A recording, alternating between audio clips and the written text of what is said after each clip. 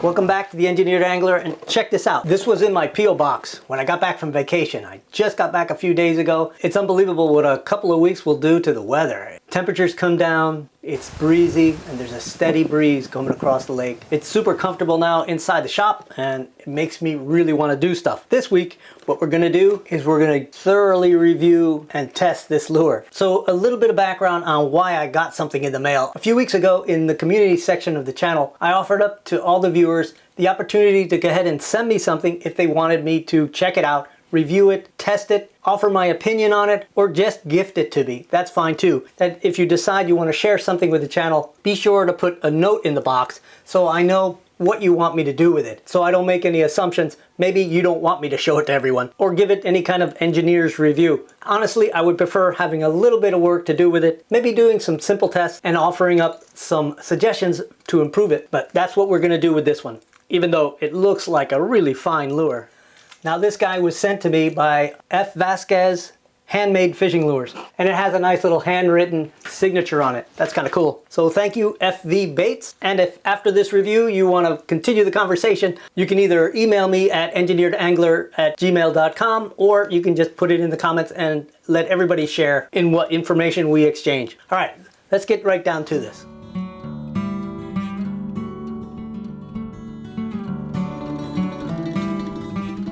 All right, first things first, let's take a look at the dimensions on this guy. It looks like right at 12.5 centimeters, which is right about 4.5 inches in length. But what's really striking is the thickness, especially up here at the head, right at the wide spot. The widest point seems to be right at 1.2 inches, which is right at 3 centimeters. I'm a little curious at why you would make it this big. It's definitely bigger than the natural fish would be. So I'm guessing that the designer was trying to achieve something either with weight and balance or with the actual action of the lure. Weight and balance because the fatter you make the top of it, and you can see there's a pretty big difference between the top and the bottom. The fatter you make the top of it, the more buoyancy you can have in that top of the lure, and therefore you can weight the bottom heavily and have a lot more stability for the lure to be upright in the water. The other thing that's a little unusual is the horizontal tie-on eye. A vertical arrangement on the tie-on eye is more typical, but that's okay. That works pretty well on a swim bait. I wouldn't recommend it on a crankbait or a jerkbait because you really need the ability to tweak it side to side to tune the lure. But swim baits are typically tuned by bending it up and down, and having the eye horizontal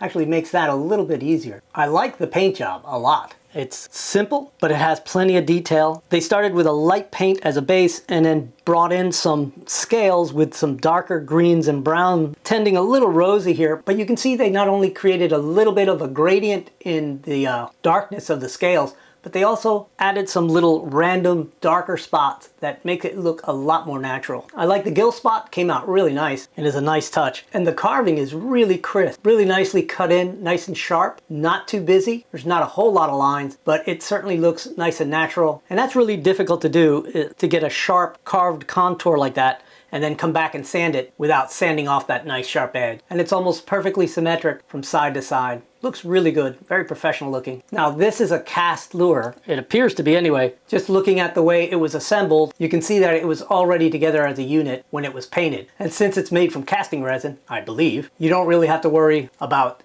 getting a real good seal on the inside because none of this is going to rot. The other thing that really struck me about the finish is that it's a very, very thin clear coat and it's matte compared to the clear coats I typically do, which are sort of medium thickness coats, but very shiny and very glossy. This makes the lure look very subtle, and I really like the aesthetic. I think it's a nice way to go. It still has a little bit of a sheen. The only thing is that you're definitely limiting the amount of protection you're getting from your clear coat. This lure looks beautiful now, but I think if you attract the attention of some toothy fish, this finish won't last too long. There's some simple carving on the tail, and I would have probably limited the scale pattern to the main body and not gone out on the tail. But those are just little details that probably only a lure builder would pick out. But of course, since it's a swim bait, the all-important movement is really key. And this thing has a really nice fluid action. The tail has a lot of range of motion.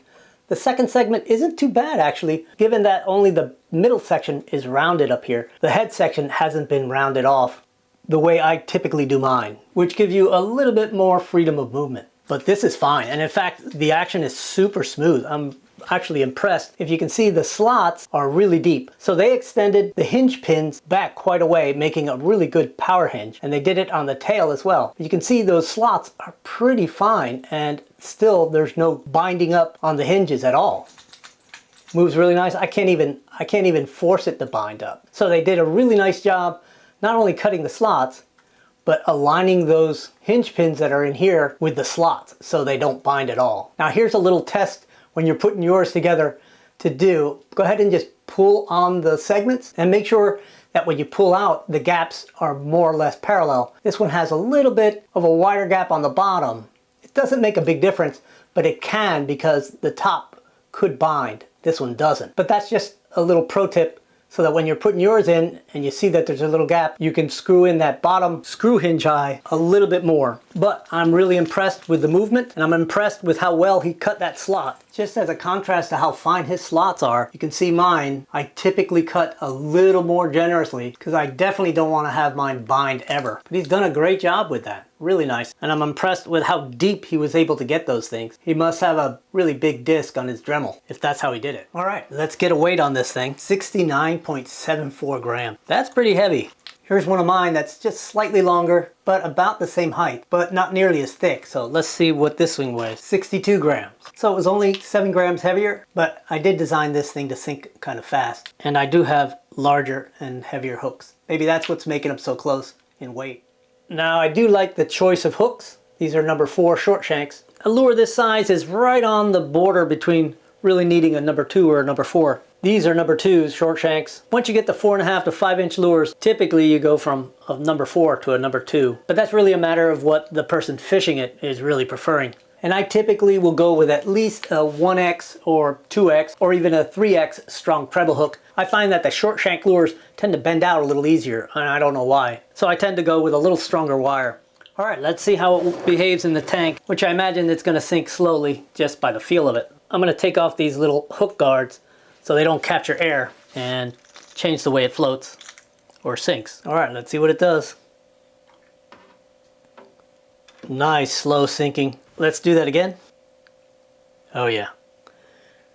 Really slow sinking. So I assume that it sinks so slow that it's probably gonna float in salt water. Now that's probably not an issue since it's painted in a nice sort of sunfish, probably a shellcracker or red belly paint scheme. But if you wanted to go ahead and cast one and paint it as a pinfish, which is a really popular bait color out in the Gulf of Mexico, this might not work. You might end up with a topwater. Of course, you can always change the amount of weight you put in it, since obviously you've made a mold.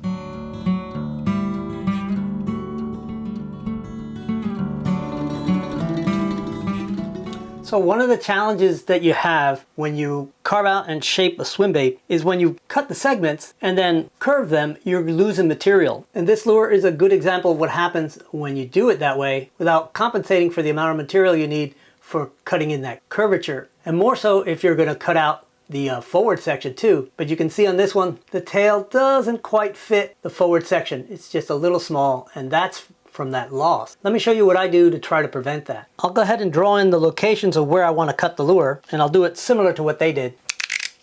And then I'll take a razor knife and just cut along that line.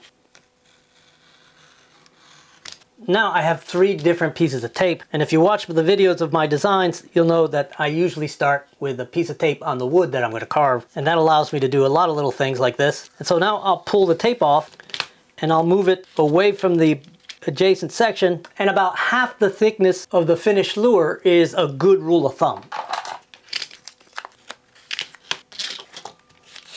And I'm doing this without having any alignment lines, but typically I'll draw a center line in the lure and then align that onto the board. But you can see now I'm creating that added material, and instead of trying to follow the contour, I'll go ahead and just draw a straight line, probably not in white.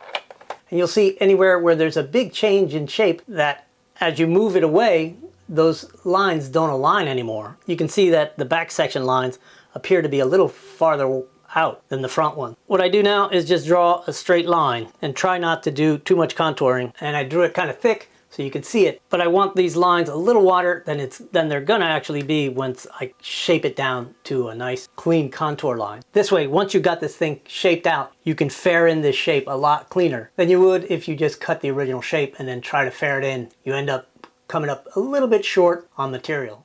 Now, one more design element that I really didn't talk about, and that is the fins, which look pretty cool. They're carved and they look to be cast in place. I don't think they were cast separately or carved separately and then placed.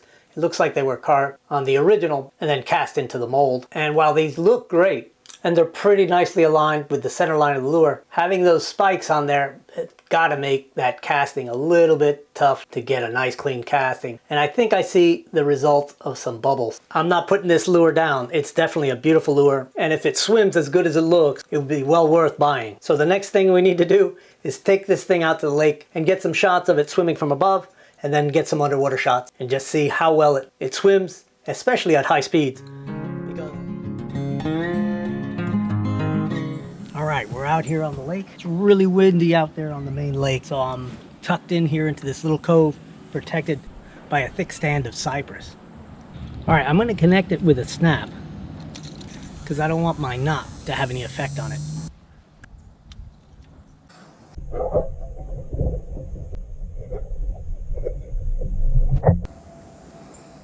Giant movement.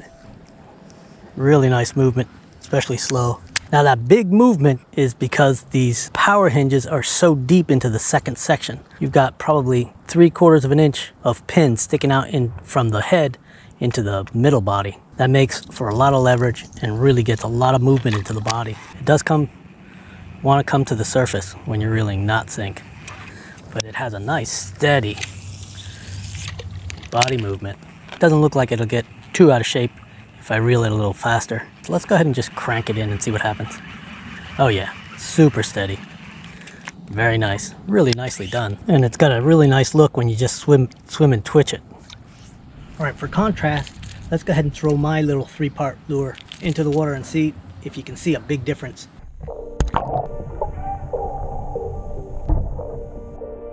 First, let's see how it looks as slow as we can go. Now as fast as we can go.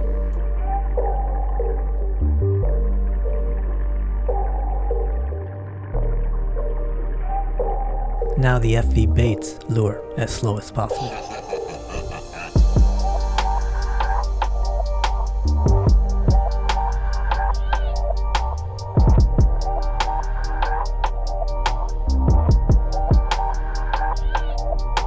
Now at high speed.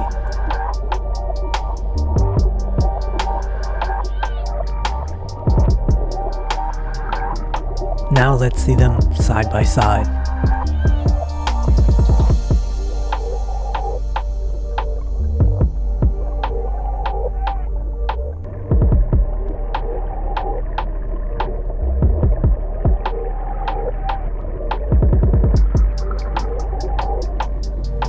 Alright, I'm really impressed with this lure. It swims really nicely. It doesn't seem to care how fast you reel it in, and it actually swims super nice at a really slow retrieve too. I think I got to give it a thumbs up on all counts. The only question I have, and I would love it if the designer would comment on it, and that's why you made it this thick at its widest point here at the top. Well, thank you to FV Baits for the lure and the opportunity to check it out, and I hope you're not unhappy that I did a full review on it. I'll put a link to FV Baits' Facebook page in the description if you all want to go check out what they've made, because unlike me, they do sell their lures. Let me know what you think of these kind of videos in the comments. If you haven't subscribed, subscribe. It's free. And if you want to support the channel just a little bit, give me a thumbs up. All right, I'll see you guys next Friday.